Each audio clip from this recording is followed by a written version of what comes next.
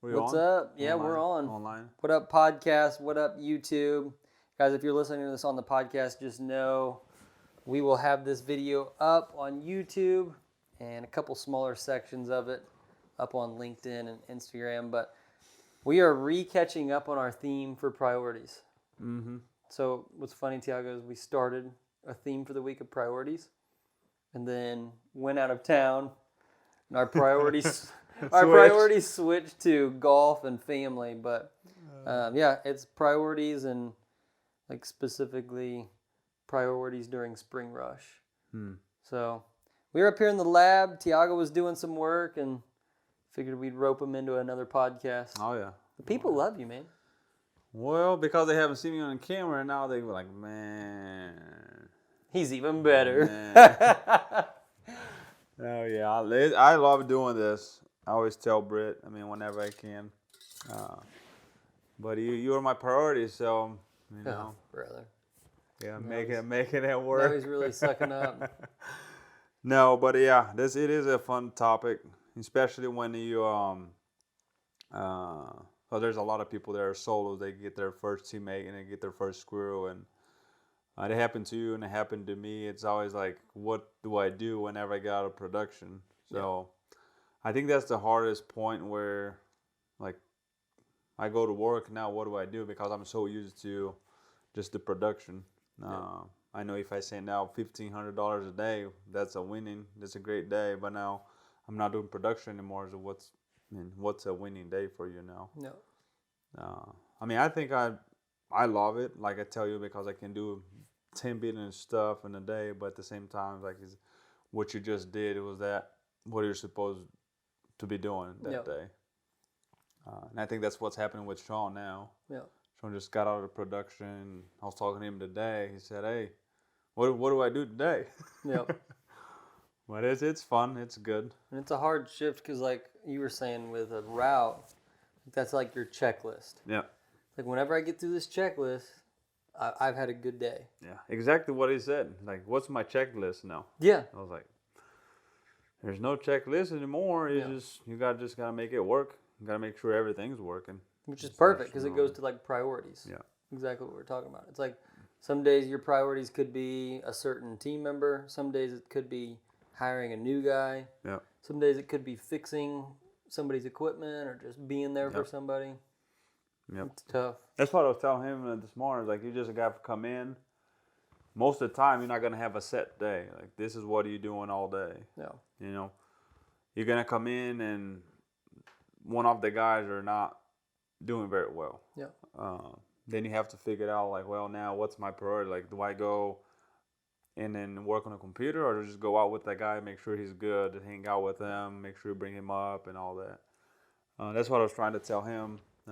That's what I try to do. Sometimes I have a plan out, like, hey, today I'm going to do my computer stuff and all that, and I come in, the team is not doing very good, so you have to shift. And then sometime you want to do a ride along, but everybody's just pumped and doing good, and well, let me just do some other stuff. So it is a challenge, but I like it. Sometime in the morning I'm over there in Missouri, and then I end up in the afternoon in Colorado, and then Chicago, and then before I know, you do a really Brazil. good job of like being out in the field too. It's good. It's literally what we were just talking about with Sean. Making sure, even though you have office work, making sure that you spend the majority of your time out. Is kind of big, especially when you get into that first leadership role. Yeah. I wouldn't like to have a guy like a manager or a boss that the guy's over there like sitting on the office just text me all day, hey, do this, hey, do that. Yeah. So I don't want that. I wouldn't like that to me, so I don't want to, the guys would feel that way too. Yeah. If they see me out there, grinding and doing stuff and being humble and helping everybody, I think that's what's going to help them. Yeah. That's what we were just talking about with the guys yesterday, about, keep the culture in serving. And as we grow and open to other locations, I think they need to realize where, like, all these new people that are coming in, not because you're the GM now, you're just going to be out there getting fat and just sitting down. Now you actually got to move more and serve more, just always serving. I was thinking too, You can give some stories or feedback on this, but it's interesting the technicians or turf route managers or crew leaders that always struggle. Guys that are actually trying to get through their checklist, they do always struggle with priorities. And so they'll be like quick on things that don't matter, or they'll take, something will happen and then that'll just wipe out their whole day because they couldn't reprioritize their schedule. I always think that's interesting. The guys that can deal with something, realize, hey, my route is my priority, so how do I get this done? And not let distractions like a random client email or something breaks down, or you can even be getting personal phone calls, which those are important, but how important are they? Is the wife calling twice and so it's an emergency, or are you just answering the phone? And we've seen some really great guys struggle with it because they don't know how to prioritize just their schedule in a little 10-hour window. That's why it's very important, everybody start from the bottom, then as a technician, make their way up. The book I'm listening now, Joe Maxwell say, like, as you move up, especially when you become like a level 4, level 5 leader, you cannot think as well, now I'm going to be served. I'm always be serving. He said that the biggest mistake is when people start making their way up, they start thinking, well, now I'm going to be served. No, it's going to, No, you got to always, if you're serving and building leaders, that's what's about.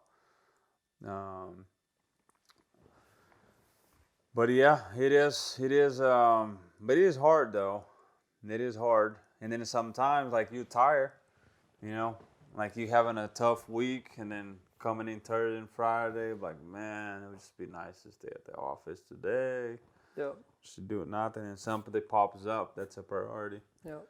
And that, I think that's a challenge. Then it comes to where you're just gonna, not give up, but it's like, well, I'm just gonna take care of my own needs here and then don't worry about anything else. So I don't know, I'm pretty sure, especially when the people are solo there, as they get their first crew or first team member, you're gonna get tired. I mean, it is overwhelming. So yeah, that's good. That's good stuff.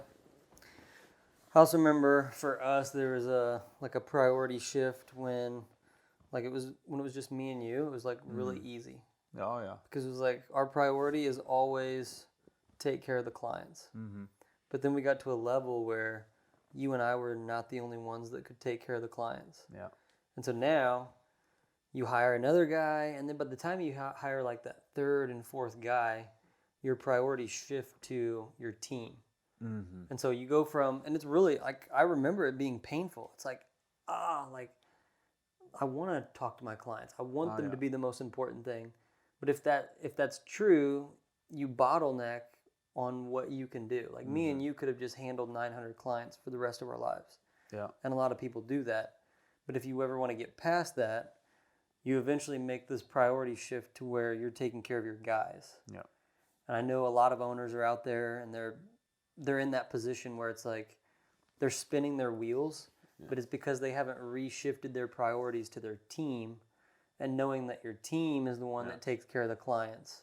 So like probably 90% of our conversations are about good team members, leaders, and then problems with the other 80%. The 80%, yeah.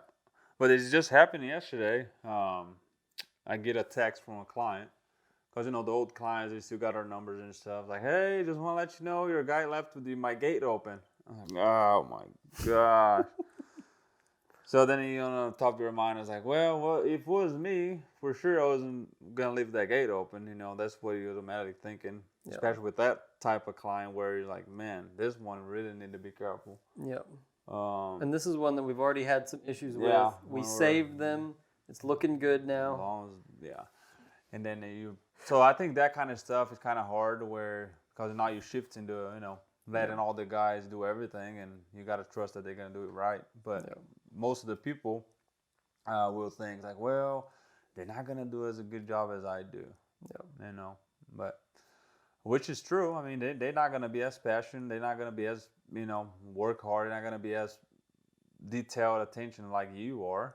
But I think that's goes to where, the pain of the growth and then your priority now, as you building the team, that needs to, you just got to let that go. Yeah. I mean, yeah.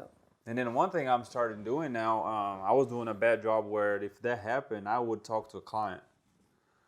What I'm starting doing now is, and I told Sean, I was like, hey, big things like gate open, burn the lawn, we're making the guys either go to their house or call. Yeah. So I just tell the guys, like, hey, you left the gate open, call the client or go there. Yeah. That way they feel it, because I was just calling the client, apologizing, it's like, so they don't feel the pain. Yeah. So I think that we did that because we actually had about 2 or 4 gate open already this season. It's a lot of gates being left open, bud. Yeah. I thought we fired the one guy that used to do that. No, that guy trained that guy trained the people that left the gate open. That's the problem with our training model right now. Yeah. No, that's good, man. That's really good. Yeah, priorities are tough. Like, the title of this is like priorities during spring rush. Mm-hmm. So that's the other thing is like trying to figure out like, well, do I keep selling? Mm-hmm. Like, this is a big one. Oh, I remember me and you the first 2 years, like we struggle with this a lot. It's like, do we keep selling? Or do we like back off and make sure we don't lose any clients? Yeah. Do we try to bring somebody else on? And so you're just, and right now, guys are scaling up quick. Mm-hmm. Like, I was just telling somebody the other day, like one of our clients through Lawncare Leaders went from 150 in revenue to he's projected to do 650 in revenue. That's big. Big jump. Oh yeah. And so he's going, like in 1 year, his priorities will shift probably 2 different times. Yeah. Like he was like doing all the work and then he stopped and now he's doing all the selling and then he stopped and now he's doing all the hiring and then he stopped and he's trying to figure out how to train better. Mm-hmm. Yep. That's Because now the customer service changed 4 times, Tracy, not 3. And the customer service is gonna slip. Yep. It's gonna just like we have that all every year probably on the spring. We had more of that when it was just you and I. We got almost 1,000 clients. Yeah. Then we were just going whoever was calling. Yeah. And we are trying to take care. But yeah, we just did that. Well, actually with our phone. Yeah. Which we had a lot of clients complaining. I don't know if you want to share that or not. Start me up on it. On a lot of clients complaining on. Well, we're closing like 30 or 40 a day. We're missing a lot of calls. Oh yeah. So we decided to, whenever people call, option 1 if you're a client. Yeah, you were talking about this year. Yeah. Yeah. Option 2. You can share that. If you're not a client. So for our clients, we're not answering the phone. Yeah. Which is horrible. Yeah. I mean, for the customer service point, as a small business, as a small company, I mean, it is horrible because the people are used to like, hey, I call and talk to Britt, I call and talk to Thiago, and then somehow they still call Katie Brooks sometime.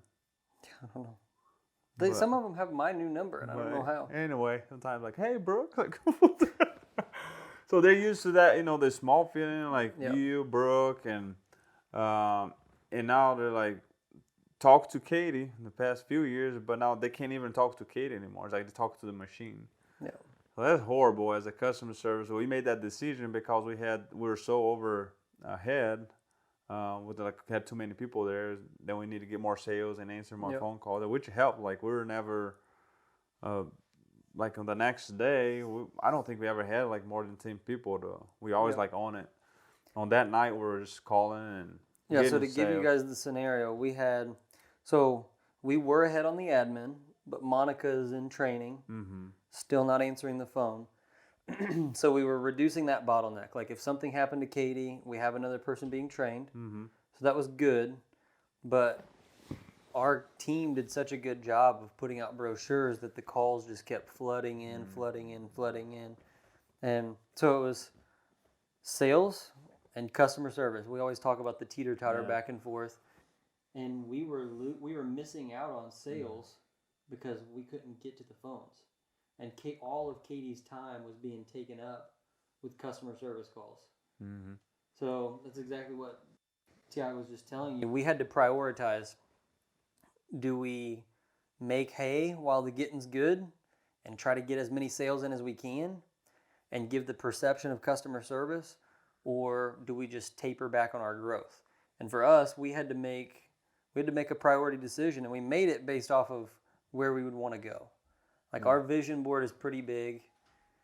Thiago's wanting to open a location next year and then 2 the following. So in that scenario, what's the biggest priority? It's growth. So that's what we did is we answered the phone calls for sales. The customer service calls went to voicemail, and then we just fired a text back to them. Mm-hmm. And a lot of them, what percentage would you say could be handled over text? No, it's like 90, almost 90%. Yeah. So you got that 1% that gets mad. Yeah. So over like plus. And a lot of those are the older clients, like you were saying. Yeah. And in which I talked to a guy for like 20 minutes the other day. He was super pumped to talk to me. But he's like, man, what's up with you guys? I was like, I know. Then I know. Which was kind of nice because he's in the board of a church. Yeah. And I was kind of explaining him the business aspect, and he's like, oh, I understand. Yeah. It was kind of nice. I talked to him for like 20 minutes, and I got him back, and I must have sold him something. Yeah. But it was like, he was so happy to talk to us. So they missed that feeling, to talking to somebody. But now we got back to where it just rings 6 times and go to a regular voice message. Yep. If she doesn't answer. Yeah.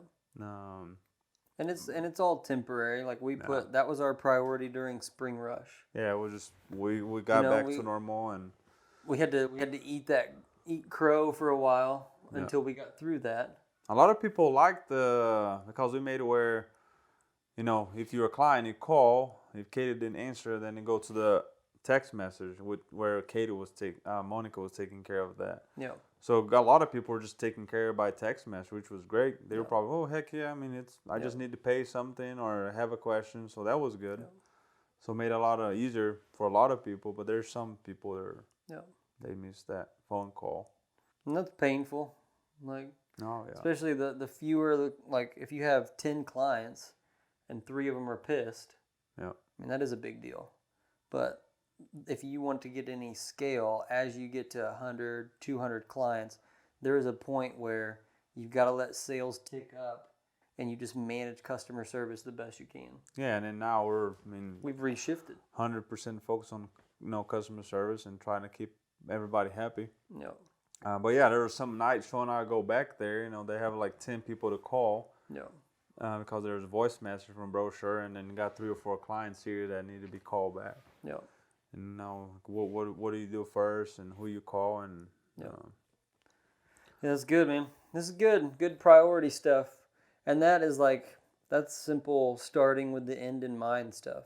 Yeah. Like if we had a different vision, our priorities would be different. Oh yeah. And then the other thing is like, do you hire somebody else, or you buy Thiago Mercedes, and then people are like, well, buy Thiago Mercedes.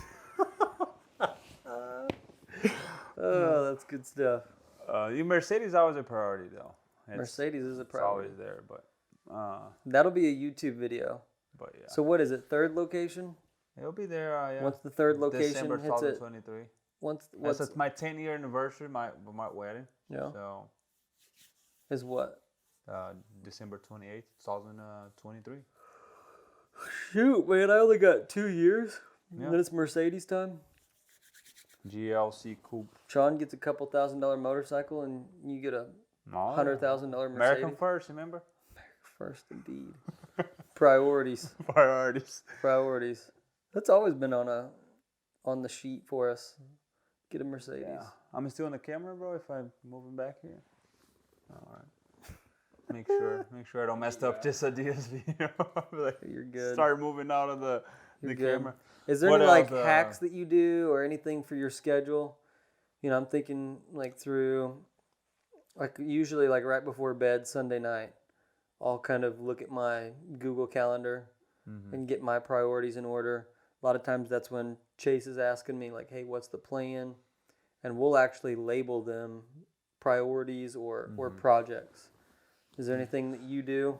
No, not like that. Yeah. No, I check either the night before or in that morning my Google Calendar. Yeah. But no, I'm just kind of being, whenever I get there, I kind of been feeling the team and just kind of going from there lately. You do a good job of rhythms, though. I haven't really, like, hey, that's what I do. But you keep I would say you keep a pretty good rhythm with your schedule. It's been good. I'm not gonna lie. It's been really good. Yeah. And like last week, we closed the 8 parks in Missouri. Yeah. And stuff like that. Like I knew I had to go there. Yeah. And help Josh. So, like we plan. How do you decide who you're going to spend more time with on our team? Well, with trying to do with our top 20%, like all the leaders. That's the first thing I do. So after that is if I think the guy are not feeling good or kind of down, and then I try to go with that guy. Yeah. If I don't do all day, I try to go at lunchtime, or if I'm around, just for a few stops. Yeah. That's how I usually do. Good stuff, man. Priorities. All right, JCD, I feel like you might have to edit this part out because I'm gonna for sure find this. That's also hard when you're like when you're going from that 1 to 3 or 4 people to like, hey, you're out in the field every day, to go from to make the jump. Oh, yeah. You know what I mean? Like to take the time, like, hey, this is the time now. I need to like change. And when you're in the thick of it, it's hard to. That's what I'm saying. If every day you're out in the field. Bro, hit play. It's going. Oh, this is good stuff. You got Chase to talk there. It's pretty good. Chase, get behind. Come out from behind the camera. No, that's true. I don't know what you're doing. You're in the thick of it. Like you're on a mower, and then you're off the mower and you're helping somebody, and then you're selling. I would say like whenever you phase out of selling as much is when it's really hard, because then you're literally just trying to help develop the other guys. Like that's almost where you're at now. You're just developing, hiring. Yeah. And then I always say this, but I always go back to where I think I say this many times on the podcast. But I think when people make that jump and switch into that change, and a lot of people will stop. They'll be like, "Oh, now my life is good. Yeah. Now I'm not doing production anymore. Like I'm making some decent money. I got these guys running out there for me." But they forget about their people life, you know. Yep. I think that's what I don't know if it's the biggest mistake, but I think that's where people stop. They should just keep going. Yep. Just like us right now. I mean, we could stop and be pretty happy. Be all right. Just fire about 7 of those, and I do 1,000 clients. You do 1,000 clients, but then we're not gonna change, you know, all this. Like now, Sean's life been changed, and Josh, and then Louise, and like on and on. So I think people need to, as they make the shift, they need to like they prioritize. We're like, hey, now I'm gonna start building the leaders. Now I'm gonna listen more books. Now I'm gonna learn more about this. Like, how can I get better? Because if you stop growing, then people will see, well, how he does now. He's the owner, so he's out there just telling me what to do and not growing, not building others leaders. So people are gonna start, and then they go back and lose their crew and go back solo, and then get that cycle. Where like, and then you say this on podcasts too, like if they're complaining too much on not having good people because they don't spend time on it. Yeah. So if people start prioritizing a lot of their time, you know, like learning and growing, and that way that people see they're growing and stuff, I think that they'll help their priority and stuff. It's a really, really good point. It's easy to overlook your personal growth. Yeah. Mm-hmm. You're always going to be the one, like that might be the best point you've ever brought up ever, bud. Like that's really good. I'd say that all the time on a podcast. You get tired. No, I must miss it. I must miss it every time. No, I don't think I say. I did say a couple times, but yeah, that's true. But for real, it's like, think about like, what's the one thing that will hold you back? Yeah. It's gonna be me. Yeah. What's the one thing that will hold the other guys back? It's gonna be you. Yeah.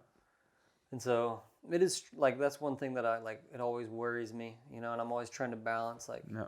okay, am I doing my devotions? Is my relationship with Christ Yeah. on point? Because there's a lot of people counting on me. And if it's not, Mm-hmm. I'm going to be the one that they look to when things go wrong. Yeah. Same thing with my health. You know, I don't want to die early. Yeah. I want to be able to be around. I want to be healthy, and I want to be the best version of myself. Leadership. It's like, you know, Yeah. I want to always be right there, 1 to 2 steps ahead of our team, so that they can feel like we're pushing somewhere else. And we talk a lot about this with vision. Mm-hmm. The same goes for leadership. Like, Yeah. if you're not casting a big enough vision where your team can see their life underneath of it, they're going to leave. Oh yeah. Same thing with leadership. If somebody ever exceeds your leadership capacity, they're going to go somewhere else. Mm-hmm. They're going to do their own thing. Yeah. There's nothing wrong with that, but it's also like you at least need to try Yeah. to keep pushing, keep personally growing. Mm-hmm. It's a really good point. Yep.